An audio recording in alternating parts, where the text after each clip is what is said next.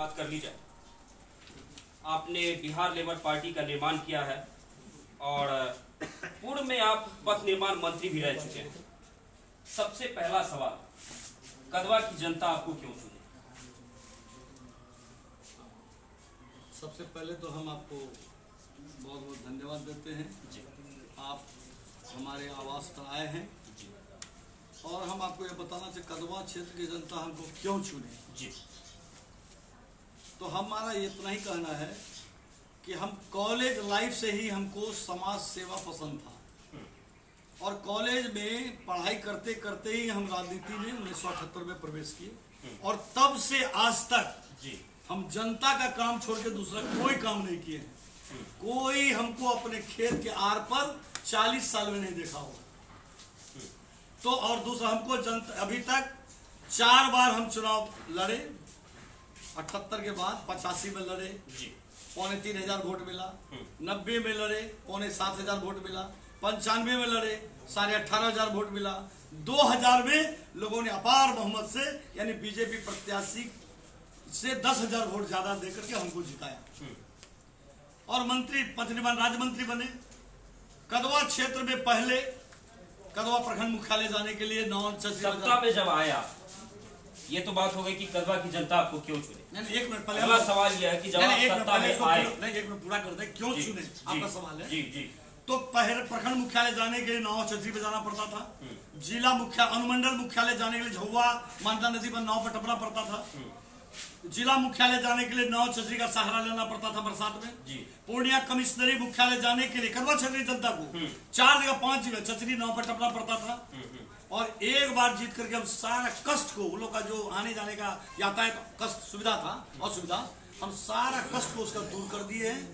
इतना ही नहीं और भी बहुत सारा स्थानीय मुद्दा को हम सुलझाए हैं, लेकिन हम जो ज्वलंत मुद्दा जो कष्ट था तो उस कष्ट को हम दूर किए हैं। इसलिए मेरा दावा है कि जनता हमको पुनः दोबारा चुनेगी। फिर आपसे पिछली बार क्या गलती होगी?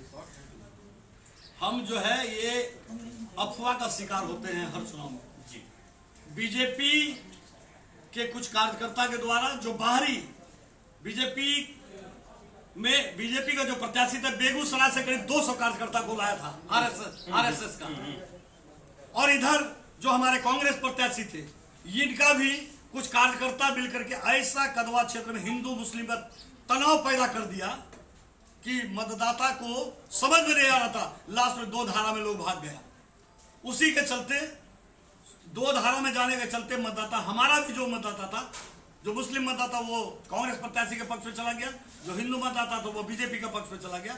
लेकिन हम धन्यवाद देते हैं जनता को, सारे लोग जाने के बावजूद भी 24,000 वोट, हम 23,600 वोटर हमारे साथ रह गए। तो बाद में जब उनको पता चला, ये तो अफवाह फैला गई, लोग ऐसा ऐसा करवा दिया, लोग अफसोस किए और हमारे सारा वोटर चुनाव के तुरंत बाद हमारे अफसोस किया और हमको कहा कि मंत्री जी हमसे गलती हो गया, अगला चुनाव में गलती नहीं होगा। इसलिए हमको दावा है इस बार हम फिर पिछले बार 10,000 से वोट से जीते थे। इस बार मेरा दावा है कि जनता का जिस तरह का रुझान है इलाका में, लोग आशीर्वाद मिल रहा क्षेत्र भ्रमण के द्वारा दरमियान, और जिस तरह से सभी बाहरी प्रत्याशी हैं और जिस तरह से कदवा क्षेत्र में लोगों का एक कुछ भी हो, अंधा लंगड़ा जो भी हो। एक सवाल है मंत्री जी आपसे कि ये बाहरी वाली जो बात उठ रही है, ये बाहरी वाली बात उठ क्यों रही है? सब तो अपने ही है ना। बाहरी वाले लोगों का एक है कि जैसे बीजेपी में बहुत जैसा मन्ना दाई सब है ना, और भी ऐसा बीजेपी में बहुत लोग हैं जो कि बहुत दिन से 30 साल 40 साल से बीजेपी में लोग अपना पार्टी का काम कर रहा है, उसको टिकट नहीं मिला। जदयू में बहुत सारे कार्यकर्ता लोकल है जो कि आसाम में मेहनत किया, पार्टी का टिकट मिलेगा, उसको नहीं मिला। कांग्रेस में वीरेंद्र वकील साहब, आप लोग जाना 50 साल हो गया उसका, पूरा जिंदगी कुर्बान कर दिया कांग्रेस पार्टी को बनाने में। उसी तरह से और भी बहुत सारे लोग हैं, बीते कुछ समय पहले यदि बात की उसको भी नहीं मिला। उसी तरह से आइए कांग्रेस भी हो गया, बीजेपी भी हो गया, जदयू हो गया, तो अब सारा बाहर से लोग आके थोप दिया है।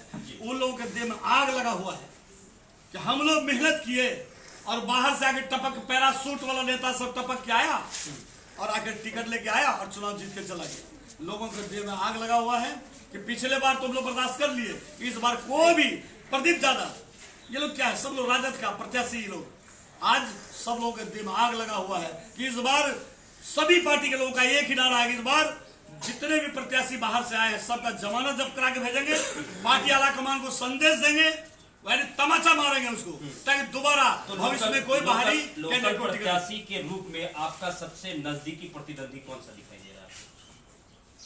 इस बार हमको प्रतिद्वंदी दिखाई नहीं पड़ रहा, इसलिए हमको जितना समर्थन हिंदू मतदाताओं का है उतना ही समर्थन मुस्लिम मतदाताओं का है। शकील साहब से जो नाराज वोटर्स हैं जी, वो समूचा दूसरा किधरों नहीं जाएगा, न जदयू को जाएगा, न लोजपा को जाएगा, न किसी जाएगा, वो सब हिमराज सिंह की तरफ आएगा। दूसरा बीजेपी लोजपा ये लोग का जो वोटर है जी, जो जदयू और बीजेपी के खिलाफ में है, जो आप बाहरी प्रत्याशी करके उसको नहीं देंगे तो वो फिर हिमराज सिंह को ही पसंद कर रहे हैं। उसी तरह से बाहरी जदयू भाजपा जो हम लोगों से बात ये तो कहीं ना कहीं आपके लिए भी एक अवसर वाली बात हो गई कि सारे प्रत्याशी बाहर के आ गए। हाँ तो समाचार तो बोले ना कि इसलिए ना माँ काली का सेवा जो करते हैं, हमारा रास्ता माँ काली सेवा कर रही है, मतलब हमारा रास्ता साफ। छोटा सा सवाल है, बीते कुछ समय पहले आप जनता से एक समय रहा, बीच का समय जो कि आप जनता से दूर हो गए, कभी नहीं, इसकी क्या वजह? नहीं कभी नहीं। एक समय था जब हिमराज सिंह सत्ता से बाहर हो गए और उसके बीच में लगभग 1 से 2 साल का गैप हो गया आपके और जनता। देखिए हमारा मात्र 6 महीना, हम चूंकि चुनाव हारने के बाद हमारी पत्नी का देहांत हो गया, हमारा घर में घटना हो गया, उस पीरियड में हम जो है कुछ दिन के लिए हम मानसिक रूप से बहुत तनाव में थे।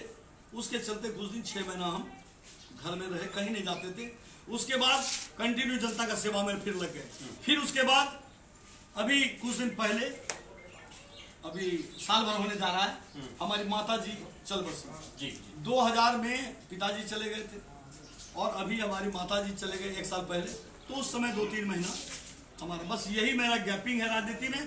बाकी 5 बजे सुबह उठ करके किसान लोग अपना खेत जाते हैं, अब 5 बजे सुबह हमारा ललिया स्कॉर्पियो गाड़ी क्षेत्र में जनता लोग देखते हैं। पूरे क्षेत्र में हम हमेशा घूमते रहते हैं, हमको पब्लिक का काम के अलावा दूसरा कोई काम नहीं है मेरे। ये जो भी लोकल वोकल वाला जो नारा निकाला गया है और ये नारा कहीं ना कहीं बीजेपी के खेमे से निकला, तो ये लोकल वोकल नारे पर आपको क्या लगता है, इसमें आपको समर्थन प्राप्त हो रहा है? देखिए हमारा कहना यही है, आप सब लोगों को पता है कि मोदी जी का एक नारा है, लोकल वोकल का नारा है मोदी जी का। जी जी जी। और उनका ये भी है कि विदेशी माल का बहिष्कार, विदेशी माल का बीजेपी है, ये भाजपा के लोगों का है ना, विदेशी माल का बहिष्कार। तो फिर बीजेपी नेता यानी बाहरी विदेशी नेता का बहिष्कार क्यों नहीं होना चाहिए? यही जोड़ पकड़ा हुआ लोगों को, जब विदेशी माल का हम लोग बहिष्कार करेंगे तो विदेशी नेता का भी बहिष्कार करेंगे करवा चौथ से। चलिए ये तो बात हो गई, तमाम बातें हैं, लेकिन एक सवाल यह है कि बिहार लेबर पार्टी ये जो आपने बनाया है, ये जो इस पार्टी का गठन आपने किया है, इस पार्टी का उद्देश्य क्या है? देखिए इस पार्टी का उद्देश्य हमारा यही है, बिहार से बाहर जो मजदूर काम करने जाते हैं उनको जो वहाँ परेशानी होती है, उसी के परेशानी को देखते हुए हमने बिहार लेबर पार्टी का गठन किया है। और बिहार लेबर पार्टी के बैनर तले ही हम कदवा विधानसभा क्षेत्र के हर सवाल को उठाएंगे, जिससे वृद्धा पेंशन 1 नंबर में, जैसे वृद्धा पेंशन धारियों का सवाल है, शिक्षित बेरोजगारों का सवाल है। लेकिन इस बिहार लेबर पार्टी पर आपने किसी भी प्रकार का कोई सिंबल नहीं किया। हाँ, तो हमारा पार्टी का हम लोग आवेदन चुनाव आयोग, भारत निर्वाचन आयोग में देके आए थे जी, सिंबल के लिए, पार्टी के रजिस्ट्रेशन के लिए। उसी बीच में ये कोरोना महामारी फैल गया, 6 महीना 7 महीना हम लोग दिल्ली जा नहीं पाए, तो उसके चलते रजिस्ट्रेशन हमारा समय पर हो नहीं पाया। आज हमारा चुनाव के पहले हमारा रजिस्ट्रेशन नहीं हुआ, इसलिए हमको सिंबल नहीं। आपके नॉमिनेशन से पहले कुछ इसलिए इस बार हमको निर्दलीय लड़ना पड़ा। आपके नॉमिनेशन से पहले कुछ ऐसी अफवाहें भी उड़ रही थी कि हिमराज सिंह कोई भी किसी पार्टी से टिकट लेकर के आ सकते। आपको पता होगा काली पूजा में, पिछले साल काली पूजा में बिहार लेबर पार्टी का महाअधिवेशन किए थे पूरे जिला स्तरीय। उसी दिन अनाउंस कर दिए थे हम बिहार लेबर पार्टी के बैनर से चुनाव लड़ेंगे। और बराबर आप सभी लोग देखते रहे होंगे कि हमेशा हमारा फेसबुक पे आते रहता है, बिहार लेबर पार्टी के बैनर तले हर जगह कार्यक्रम होता है, बिहार लेबर पार्टी से ही हम चुनाव लड़ेंगे। मेरा अफसोस, बैड लक कहिए कि हमको सिंबल चुनाव के पहले अगर मिल गया होता तो अभी बिहार लेबर पार्टी के बैनर से लड़ते हुए चुनाव चिन्ह पर भी लड़ते। लेकिन कोई बात नहीं है, इस चुनाव के बाद अगर यह चुनाव अगर जनता का आशीर्वाद से चुनाव जीत गए तो बिहार लेबर पार्टी का सबसे पहले रजिस्ट्रेशन करवाएंगे, उसका चुनाव चिन्ह भी मिल जाएगा और पटना में हम लोग को बिहार लेबर पार्टी का कार्यालय भी मिल जाएगा। और उसी आप सत्ता में रहे, क्या काम है जो आपने किया और क्या काम है जो अधूरा रह गया जिसे आप करना चाहते हैं? देखिए, अब 72-73 साल में आज 13-14 एमएलए एमपी मिल करके कदवा क्षेत्र में, हम तो इतना ही कहते हैं कदवा क्षेत्र की जनता से और आप लोगों से जी, आजादी के बाद कदवा विधानसभा क्षेत्र के मतदाताओं ने जितना भी एमएलए चुना जी, और जितना भी एमपी चुना, सारा एमएलए और एमपी का काम तराजू के एक पल्ला पर रख दीजिए। हमारा 5 साल का काम तराजू के एक पल्ला पर रख दीजिए। अगर मेरा पल्ला अगर नहीं झुक गया, हम राजनीति अभी जाके नाम वापस ले लेंगे, राजनीति से संन्यास लेंगे, मेरा दावा है। लेकिन इसके बावजूद भी कदवा क्षेत्र में इतना समस्या है जी, आज देख लीजिए ना, हम जो काम छोड़े हैं वही पड़ा हुआ है। लोगों ने जिसका काम, जिस क्षेत्र का विकास हम नहीं कर पाए, वहां के लोगों ने हमको वोट नहीं दिया, हमको कोई दुख नहीं है। लेकिन जिस क्षेत्र के लोगों का विकास किए, जैसे भर्री, जुलेखापुर जी, झौवा पुल, आज अगर झौवा पुल अगर नहीं बनाए होते और जिस तरह से लॉकडाउन में ट्रेन बंद था, जब सोचिए तो महानंदा नदी के पूर्वी क्षेत्र के लोग कैसे आते कटिहार पूर्णिया। अब जिसका काम किए वो भी मदद नहीं कर रहे हैं, जिनका नहीं किया वो तो सभी भी नाराज है। लेकिन जिनका काम हम नहीं कर पाए, जिस क्षेत्र का विकास नहीं कर पाए, 15 साल में चुनाव हारने के बाद भी 3 एमएलए मिलकर वो सब काम नहीं कर पाए हैं। जैसे बलिया बलौन प्रखंड नहीं बन सका जी, महंदा बांध के बीच बसे लोगों का स्थायी समाधान नहीं कर सका, सोनेली का हॉस्पिटल, अश्विनी चौबे स्वास्थ्य मंत्री थे, भोला राय जी, स्वर्गीय भोला राय जी विधायक थे, शिलान्यास किए, आज केंद्र में मंत्री हैं। लेकिन लोग आज यदि चाहते बीजेपी के लोग तो इस सोनेली का हॉस्पिटल तो देखने लायक बनता है कि केंद्र में मंत्री है, जो कि बिहार का पहले स्वास्थ्य मंत्री था। लेकिन हमारा चुनाव जीतने के बाद अभी बोले ना, स्वास्थ्य के मामले में, बिजली के मामले तो बता दिया हमको कि हमारा दावा है कि आज रिजल्ट निकलेगा और दूसरे दिन से देख लीजिए, मेरा दावा है कि कदवा क्षेत्र का बिजली जा ही नहीं सकता है। 12 बजे रात में भी यदि फोन आ गया हमको, तो 12 बजे रात में एग्जीक्यूटिव इंजीनियर को उठ करके बिजली हमारे क्षेत्र का ठीक करना पड़ेगा, मेरा दावा है। आप देखते होंगे सिवन डाइवर्सन जी, एक बार हंगामा करता फेसबुक में, दूसरे दिन ढाई से डाइवर्सन ठीक किया जाता है ना। हम बोल दिए, अब हम नहीं बोलेंगे। हम कदवा क्षेत्र की जनता को इतना ही कहना चाहते हैं, हमको जिताइए, हमको जाति धर्म पार्टी के ऊपर उठ के जिताइए अपने कष्ट को दूर कराने के लिए, और हम जीतेंगे इस बार। कहीं क्षेत्र में कोई समस्या है, ठनका गिर गया, मर गया, हमको फोन कीजिए, 10 मिनट के अंदर हम पहुंचेंगे। कोई समस्या खाली फोन करिए, देखिए बैठे बैठे समस्या का निदान होता है। हम पटना रहेंगे, दिल्ली रहेंगे, मुंबई रहें, चूंकि हम 40 साल से काम ही किए हैं, किस क्षेत्र में क्या समस्या है उसको हम, क्या 12 पंचायत में बलिया बलौन क्षेत्र में बिजली का बहुत समस्या था। जी, जी, 2 साल पहले बहुत बड़ा हंगामा किए थे हम, धरना प्रदर्शन आंदोलन किए थे बलिया बलौन में। उसके बाद से उस क्षेत्र का 12 पंचायत में बिजली व्यवस्था ठीक हो गया, पावर सब स्टेशन पास हो गया था, जमीन के अभाव में रद्द होके जा रहा था, कैंसिल हो गए, बनन मुखिया को कह के बाद जमीन उपलब्ध करवाए, रजिस्ट्री करवाए, आज पावर सब स्टेशन का शिलान्यास लोग को जाके करते हैं। लेकिन आज काम चालू नहीं हुआ है। ये हिवराज सिंह के जितने साथी, ये विदयपुर के बाद बलिया बलौन क्षेत्र में जो पावर सब स्टेशन का काम युद्ध स्तर से चलेगा, और उस 12 क्षेत्र में देखिएगा, हमारा कदवा क्षेत्र में जैसे हरियाणा पंजाब में लोग बिजली पर खेती करते हैं, उस तरह का व्यवस्था इस बार चमत्कारिक काम होगा हमारा। सर, आप अपना अंतिम संदेश दीजिए कदवा की जनता के लिए, क्या कुछ कहना चाहेंगे? कदवा क्षेत्र की जनता से हम इतना ही कहना चाहेंगे, हम आपका घर का बेटा है, घर का नेता है। चुनाव जीतने के बाद 15 साल से लगातार चुनाव हारते हारते हम अंदर से टूट चुके हैं, हम बर्बाद हो गए हैं। 5 साल में हमारे साथ क्या क्या बीता सब देख चुके, उसके बावजूद भी हम जनता का काम छोड़ के हम भागे नहीं। आपसे विनती है, हम आपका घर का लड़का है, हमारा आत्मा रो रहा है कि इतना काम करने के बावजूद, इतना जनता का अपना बेटा बन के, अपना चाचा चाची बन के हम काम करते हैं, उसके बावजूद भी हमको जाति पार्टी के नाम पर ठुकरा दिया जाता है। कैसे कोई नेता काम करेगा? जो किए इस बार हमारे साथ अन्याय नहीं कीजिएगा, यही हम आपसे विनती करते हैं। दुर्गा पूजा के दिन में आशीर्वाद दीजिए, बस यही हमारा संदेश है, हमको आशीर्वाद दीजिए। और इस बार हम ऐसा काम करेंगे कदवा क्षेत्र में, आप लोग भी याद रखिएगा, हमको हिंदू मुसलमान देखने नहीं जाएंगे। जिस क्षेत्र में जिसका भी जो भी कष्ट है हम उसको दूर करेंगे।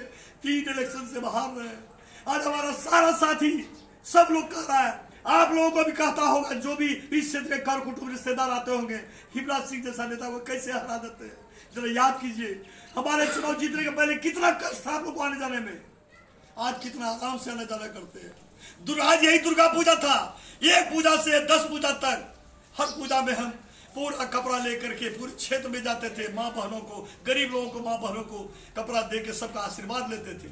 आज 15 साल से एक रुमाल को देने वाला नेता नहीं है, विकास ही नहीं।